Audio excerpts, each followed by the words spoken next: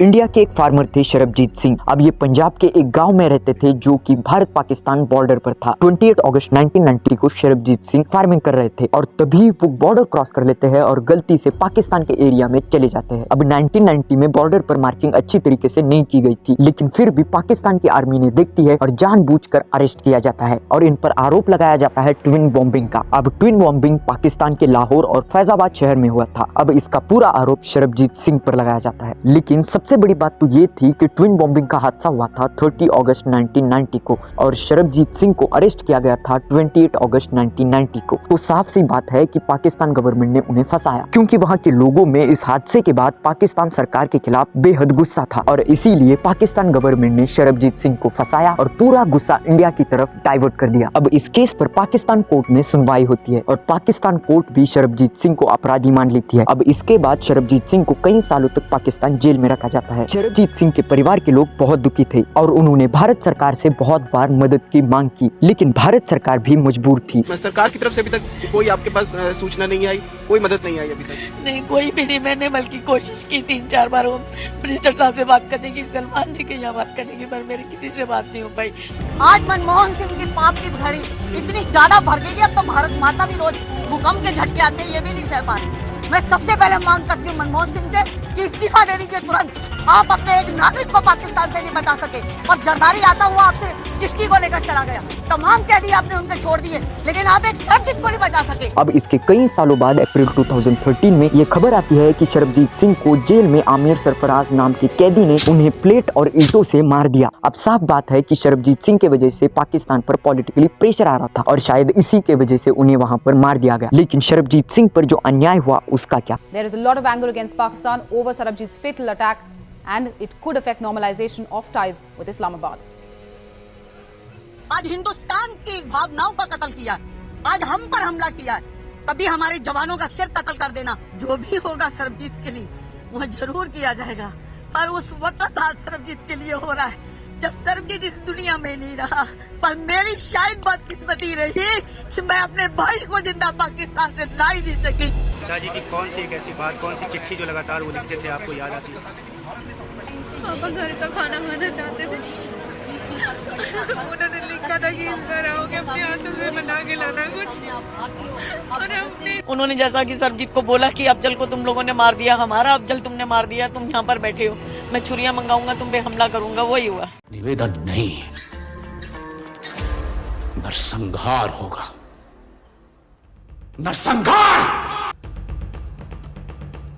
14 अप्रैल 2024 को आमिर सरफराज लाहौर में एक रास्ते से जा रहा था, तभी बाइक पर एक अननोन गनमैन आता है और उसे गोलियों से बूंद के चले जाता है। इस पर पाकिस्तान का कहना है कि ये रॉ का एजेंट था। तो क्या सच में रॉ भारत के दुश्मनों को एक एक करके निपटा रहा है? क्योंकि पिछले 1-2 सालों में ऐसे 1-2 नहीं बल्कि दर्जनों से भी ज्यादा भारत विरोधी दुश्मन मारे गए और इन सबको मारने में एक ही पैटर्न यूज किया गया, अननोन मैन।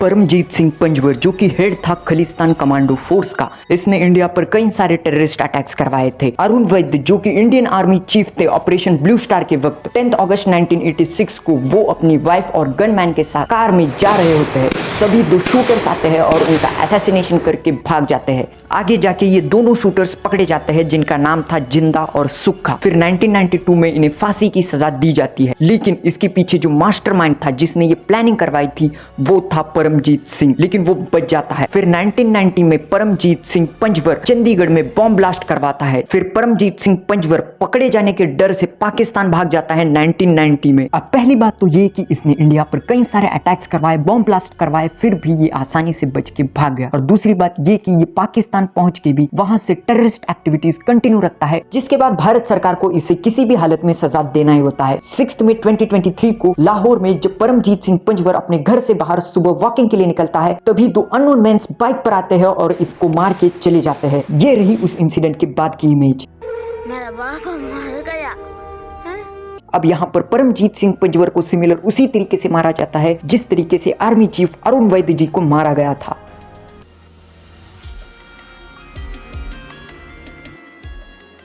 बशीर अहमद पीर, जो कि भारत देश का नागरिक था, लेकिन ये शुरुआत से ही कश्मीर के लोगों को भारत देश के खिलाफ भड़काता था। आगे जाके ये कमांडर बनता है हिजबुल मुजाहिदीन का और ये कई सारे आतंकवादियों को पनाह देता था और उन्हें बॉर्डर पार करने में मदद करता था। दुश्मन सिर्फ बॉर्डर के उस पार नहीं होता, घर के अंदर भी होता है।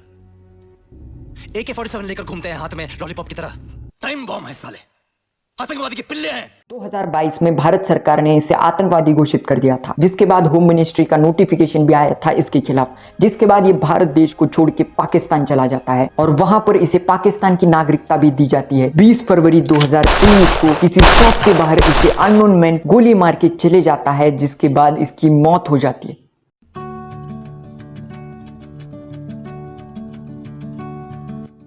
अदनान अहमद, जो कि लश्कर तैयबा का आतंकवादी था, इसने 2015 में उधमपुर में BSF जवानों के कॉन्वे पर अटैक करवाया था, जिसमें 2 जवान शहीद हुए थे और कई सारे जख्मी हुए थे। और वैसे ही 2016 में इसने CRPF जवानों के कॉन्वे पर अटैक करवाया था, जिसमें 8 जवान शहीद हुए थे और कई सारे जख्मी हुए थे। जब आगे जाके इन दोनों केसेस पर NIA इन्वेस्टिगेशन करती है तो सामने आता है कि इन दोनों केसेस में जो मास्टरमाइंड था वो था अदनान अहमद, और इसी ने जम्मू कश्मीर के कई सारे इलाकों पर सुसाइड अटैक्स करवाए थे, जिसकी वजह से कई सारे लोग मारे गए थे। अब अदनान अहमद पाकिस्तान में रहता था, लेकिन 2023 में पाकिस्तान में कई सारे एंटी इंडियन टेररिस्ट मारे जा रहे थे किसी अननोन पर्सन द्वारा, और इसीलिए पाकिस्तान ने अदनान अहमद को सिक्योरिटी दे रखी थी। लेकिन 2 दिसंबर 2023 को जब अदनान अहमद रात को अपने सिक्योरिटी गार्ड्स के साथ ऐसे ही सड़कों पर घूम रहा होता है, तभी वो अचानक अपने ही सिक्योरिटी से कुछ दूरी पर आगे बढ़ता है, और जैसे ही वो आगे बढ़ता है वहां पर 2 अननोन मेंस आते हैं और उसे गोलियों से बूंद के चले जाते हैं। अब इसके बाद अदनान अहमद 5 दिसंबर 2023 को हॉस्पिटल में मारा जाता है।